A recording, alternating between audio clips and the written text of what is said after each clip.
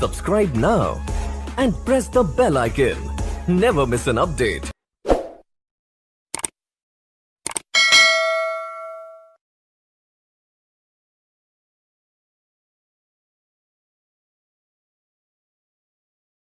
નમસ્તે મિત્રો, હું સંગીતા સિરવાની પ્રકોપ યુટ્યુબ ચેનલ પર તમારું ખૂબ ખૂબ સ્વાગત કરું છું. આજે આપણે એવા એક યુવા લેખક, એવા કલાકારને મળીએ છીએ જેણે નાની ઉંમરમાં પોતાનું બહુ મોટું સમાજ માટે, આજની ખાસ યુવા પેઢી માટે પોતાનું યોગદાન આપ્યું છે. એમનું નામ છે પ્રીત વાધવાની. મિત્રો, શબ્દો તો માત્ર એક ભાષાની અભિવ્યક્તિ છે.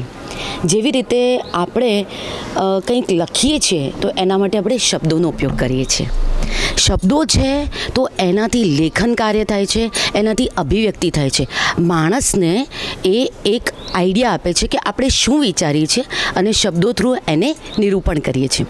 મિત્રો, રસ્કિન બોન્ડ, રોબર્ટ ફ્રોસ્ટ, આપણે ઝવેરચંદ મેઘાણીજી, એમની સૌરાષ્ટ્રની રસધાર, એ તો ભૂલી જ ના શકીએ આપણે. અરુંધતી રોય, સુધા મૂર્તિ, કેટલા મોટા લેજન્ડ્સ છે આ લોકો, કેટલા મોટા લેખક છે. આપણે એમને વાંચ્યું છે અને આપણા જીવનમાં એમના વિષયો ઉપર આપણે મંથન કર્યું છે અને આપણા જીવનમાં એની ઉપર કરી રહ્યા છે. એમનું મંથન કરીને આપણા જીવનમાં આપણે નિરૂપણ પણ કર્યું છે. મિત્રો, એક વસ્તુ, એક સામ્યતા છે આ લોકોની. એ લોકોએ એમના જીવનમાં એક પાકટ વયે, એટલે કે એવી ઉંમર, એક પરિપક્વતાની ઉંમરમાં એમણે લખાણ શરૂ કર્યું અને એ વખતે એમની પાસે મેચ્યોરિટી હતી અને એમણે પોતાની પુસ્તકો લખવાની ચાલુ કરી. મિત્રો, એ મેચ્યોરિટીની એજ હતી, એમને સમજ હતી. પરંતુ આજે આપણે જે વ્યક્તિત્વની આપણે જાણકારી લઈશું, જેમનું આપણે સાક્ષાત્કાર કરીશું, એટલે કે ઇન્ટરવ્યૂ લઈશું ને મિત્રો, એ તો માત્ર 18 વર્ષની ઉંમરમાં એમણે બહુ મોટું અચીવમેન્ટ મેળવ્યું છે. જી હા મિત્રો, એ છે પ્રીત વાધવાની, જેની આટલી નાની ઉંમરમાં 4 પુસ્તકોનું સંકલન કર્યું છે. ઓનલાઈન તો લખવાનું કાર્ય ચાલુ જ છે.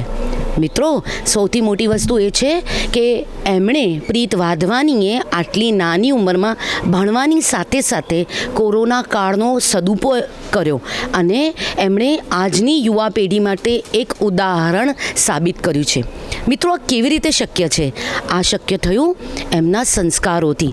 આધ્યાત્મનું વાતાવરણ, સેવા શું છે, કેવી રીતે કરાય, સેવા અને માનવતાનો સંગમ ભેગો થયો ત્યારે એ બન્યા પ્રીત વાધવાની. મિત્રો, વધારે તો આપણે વાત ના કરીએ આની માટે, એમને રૂબરૂ મળીએ.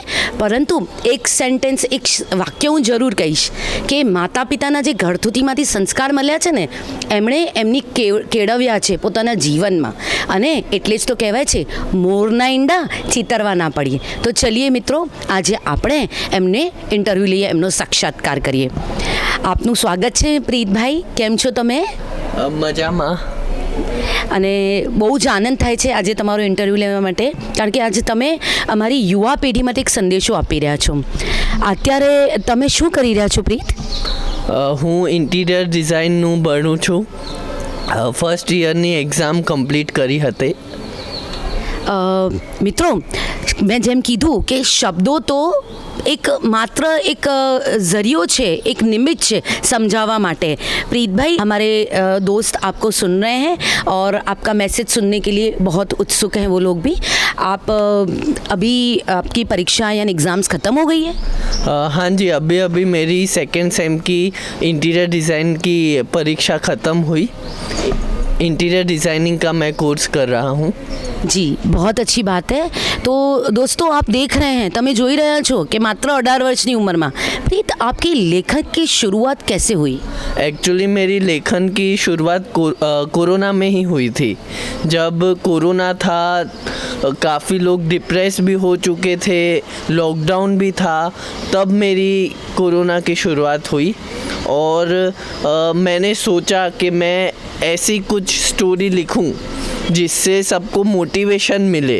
तो मैंने जो पहली स्टोरी लिखी थी उसमें मैंने ये लिखा कि कोरोना और ओल्ड एरा में क्या फ़र्क था और न्यू एरा में भी क्या फ़र्क था. तो मैंने वो स्टोरी लिखी और उसके बाद सबको बहुत अच्छी लगी स्टोरी और उसके बाद से मेरी जर्नी स्टार्ट हो गई। आपकी ये जर्नी कैसी थी? बहुत ही अच्छी जर्नी थी। इसमें सबसे बड़ा योगदान फैमिली का ही रहा, क्योंकि हमेशा से उनका ही सपोर्ट रहा है, उनका ही मोटिवेशन रहा है। इसलिए ये जर्नी मेरे लिए आसान भी रहती गई और मैं ज़्यादातर लाइव एग्जाम्पल्स का ही ध्यान रखता हूँ, ऑब्ज़र्व करता हूँ और उस बेसिस पे मैं मोटिवेशनल स्टोरीज़ लिखता हूँ। आपने बहुत अच्छी इन्फॉर्मेशन दी। प्रीत, आपकी प्रेरणा कौन है? ये आपने कौन सी उम्र से शुरुआत की लिखने की? मैंने 13-14 साल की उम्र से ही शुरुआत की, पर उससे पहले जो इंग्लिश सब्जेक्ट होता है उसमें मेरा बहुत इंटरेस्ट था। स्कूल में भी लिटरेचर में, लैंग्वेज में मुझे बहुत अच्छे मार्क्स भी आते थे और मेरा इंटरेस्ट भी बहुत अच्छा था। तो उसके बाद मैंने एक बार डिसाइड किया कि मैं इसमें लिखूं और मेरी प्रेरणा हमेशा से ही मेरे पापा रहे हैं, मेरे चाचू रहे हैं और उनसे बहुत कुछ सीखने को मिलता है। जैसी उनकी जर्नी रही है, उनके लाइव एग्जाम्पल से बहुत कुछ सीखने को मिलता है और मम्मा का भी बहुत ही अच्छा सपोर्ट है। तो ये फैमिली ही है जिसने सपोर्ट किया, क्योंकि मेरे दादा से लेके चाचू, पापा, उनका इन सब चीज़ों में स्पिरिचुअलिटी एंड ह्यूमैनिटी को बहुत मानते हैं। तो मैंने यहाँ से इंस्पायर होके अपनी जर्नी स्टार्ट की और उनके आशीर्वाद से मैं आगे बढ़ रहा हूँ। મિત્રો, કેટલી સારી વાત છે કે પરિવાર જ આધ્યાત્મનું વાતાવરણ, માનવતા અને સેવા શીખવાડે છે. એટલે તો કીધું મિત્રો મેં તમને, મોરના ઈંડા ચિતરવા ના પડે. મિત્રો, આપણે આગળ વધીએ આપણા ઇન્ટરવ્યૂમાં. प्रीत, आप मुझे बताइए आगे आपके क्या प्लान है और अभी तक आपने जर्नी जो की है उसमें आप किस तरह से आगे अपने आप को देख रहे हैं? मैंने अभी तक 4 बुक्स कंपाइल की है एंड स्टोरीज़ भी मैं स्टोरी मिरर ऐप है, प्लेटफॉर्म है, उसमें मैं लिखता हूँ एंड मुझे अवार्ड्स भी मिले हैं। ऑथर ऑफ द ईयर के लिए मैं नॉमिनेट भी हुआ हूँ एंड आगे मैं बस मोटिवेशनल स्टोरीज़ ही लिखना चाहता हूँ जिससे इंस्पिरेशन मिले लोगों को और कुछ थोड़ा बहुत उससे सीख के वो अपने लाइफ में इम्प्रूव करे। एंड मैंने एक जूली इंटरनेशनल बुक्स ऑफ अवार्ड में भी मैंने अप्लाई किया है, तो वो इस मंथ के एंड में रिजल्ट्स आ जाएगा। तो let's hope for the best. ये बहुत अच्छी बात कही प्रीत। आज की जनरेशन जिस दिशा में जा रही है, એવું કહી શકાય કે આજનું યૌવન ધન વેડફાઈ રહ્યું છે સોશિયલ મીડિયા પાછળ પણ અને એવી અવિરત દોડ પણ જે આંધળી દોટ મૂકી છે. આપણે પ્રીતને પૂછીએ કે એમના આના માટે શું વિચારો છે. आज की युवा पीढ़ी की आप किस दिशा में देख रहे हैं, उनको आप क्या मार्गदर्शन देना चाहेंगे? आज की युवा पीढ़ी को ह्यूमैनिटी के बारे में जानना बहुत ज़रूरी है कि अच्छा इंसान क्यों हमें बनना चाहिए और वो क्या होता है, क्योंकि अच्छा इंसान अगर हम बनेंगे तो ही हम कहीं ना कहीं अपने लाइफ में भी सक्सेसफुल रहेंगे। अभी बहुत लाइफ हमारी फास्ट है कि हमें कई बार तो ख्याल ही नहीं रहता है कि हम क्या कर रहे हैं या अपने लाइफ में बहुत ज़्यादा बिज़ी हो जाते हैं। पर जो कोविड में हमने सीखा कि लाइफ कैसे जीनी चाहिए, कि फैमिली के बिना तो हमारी लाइफ बिल्कुल अधूरी है और इंसानियत जो हमारे अंदर आनी चाहिए वो उसके बिना तो हम कभी लाइफ जी ही नहीं सकते। कि जैसे एक दूसरे को हेल्प करके और एक दूसरे को पूरा सपोर्ट करके। एंड कई बार ऐसा लगता है कि हमारा ईगो इन सब चीज़ों से बहुत बड़ा हो जाता है, तो हमें अपने ईगो को कंट्रोल करके पर जो हमारा ह्यूमैनिटी है उस पे ज़्यादा फोकस करना है। एंड मैं समझता हूँ कि ये सारी चीज़ें हमें भगवान ने ही दी है, तो हमें स्पिरिचुअलिटी के और भी झुकना है, क्योंकि कहीं ना कहीं हमारे लाइफ में ये भी मिसिंग है। हम लोग भगवान को थैंक यू नहीं बोल पाते हैं। चाहे जो भी धर्म हो, सारे धर्म एक जैसे ही है, तो हमें उसमें जुड़ना है। तो अपने आप स्पिरिचुअलिटी प्लस ह्यूमैनिटी, अगर ये दोनों चीज़ें हम ध्यान रखेंगे तो अपने आप हमारी लाइफ बहुत सुधर जाएगी और सबसे ज़्यादा हमको ही खुशी मिलेगी और पीस मिलेगा। बहुत ઉચ્ચ વિચાર હે। આટલી નાની ઉંમરમાં આટલી મેચ્યોરિટી, दोस्तों કહેવું પડે। प्रीत, आज की पीढ़ी आपके हिसाब से कौन सी दिशा में जा रही है? आप क्या कहना चाहेंगे उसके बारे में? मेरे हिसाब से तो अभी जो कोविड के बाद से थोड़ा सा रियलाइजेशन चालू हुआ है कि हमें कहाँ जाना है, और थोड़े से लोग इम्प्रूव हुए हैं, पर अभी भी काफ़ी कुछ चीज़ें हैं जो हमें अपनी लाइफ में सुधारनी है। जैसे मैंने कहा ना कि ह्यूमैनिटी है, और काफ़ी ऐसा भी हो जाता है कि हम लोग सिर्फ अपने बारे में ही सोचते हैं, पर अगर हम लोग दूसरे के बारे में सोचेंगे तो उससे तो कुछ नुकसान तो है नहीं, उल्टा हमको ही ज़्यादा खुशी मिलेगी उससे, और सेटिस्फेक्शन मिलेगा, और सामने वाले को तो मिलेगा ही।